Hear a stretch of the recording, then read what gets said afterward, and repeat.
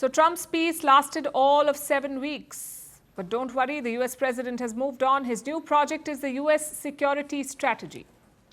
Think of it as a guidebook. It tells you what America's biggest challenges are, what its biggest priorities are, and who its partners and rivals are. This document spells out all of it.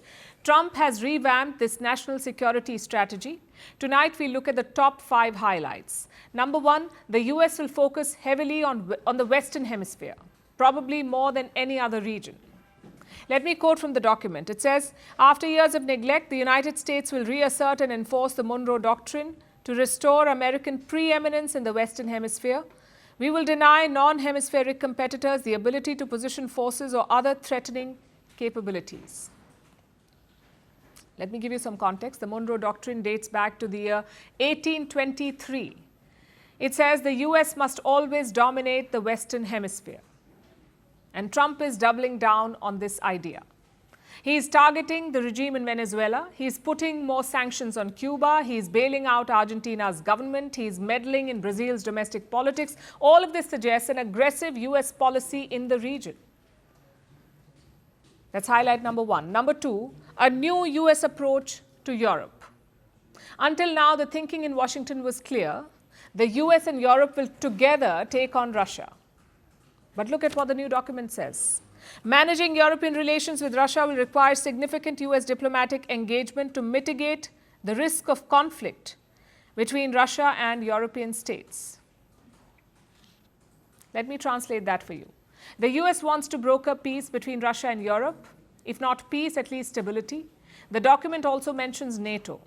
Let me quote again. We must end the perception and prevent the reality of NATO as a perpetually expanding alliance. This must be music to Russia's ears. A, Trump wants to stabilize Moscow's ties with Europe, and B, he wants to stop expanding NATO. As expected, Russia welcomed it. The adjustments that we see correspond in many ways to our vision. So there is reason to hope this could be a modest guarantee that constructive joint work on finding a peaceful settlement for Ukraine at minimum can continue. Highlight number 3, there's a West Asian divide in Trump's strategy. Here's what the document says. The days in which the Middle East dominated American foreign policy in both long-term planning and day-to-day execution are thankfully over. Now, on paper, this is not surprising. The US began pivoting away from West Asia in the 2010s. Trump continued that pivot in his first term as president.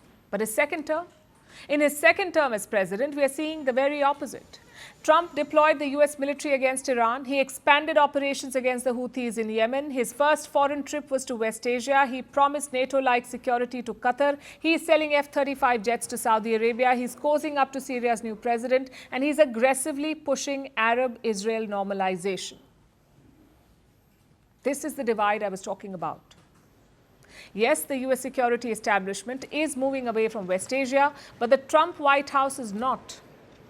If anything, they're doubling down. Then we have highlight number 4, a push for closer ties with India. And I'll quote again.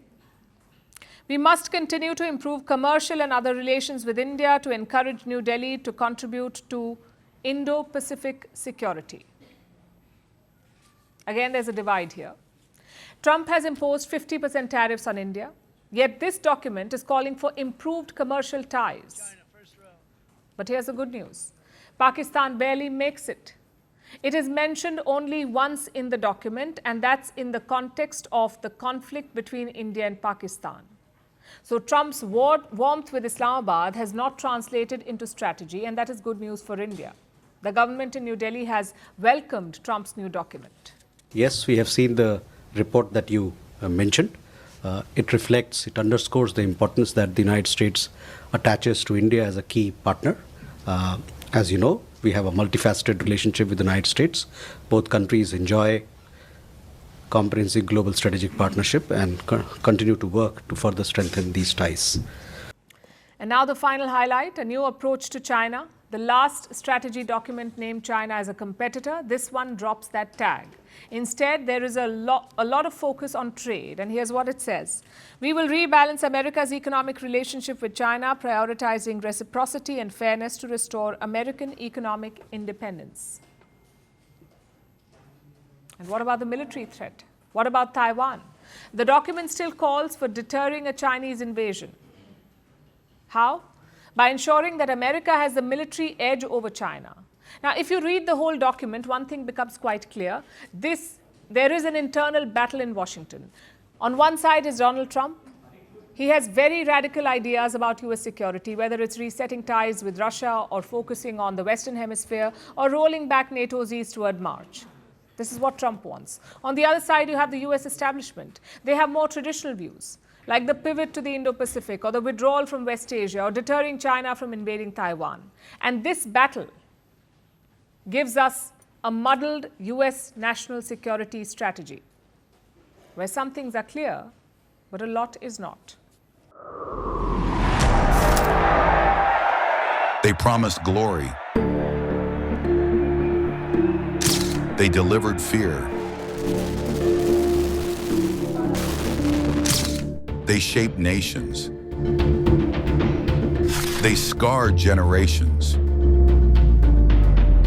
From brutal purges to propaganda machines, from stolen power to violent falls from the throne.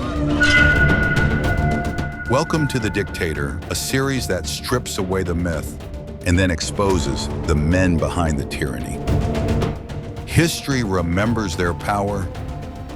Firstpost reveals their truth.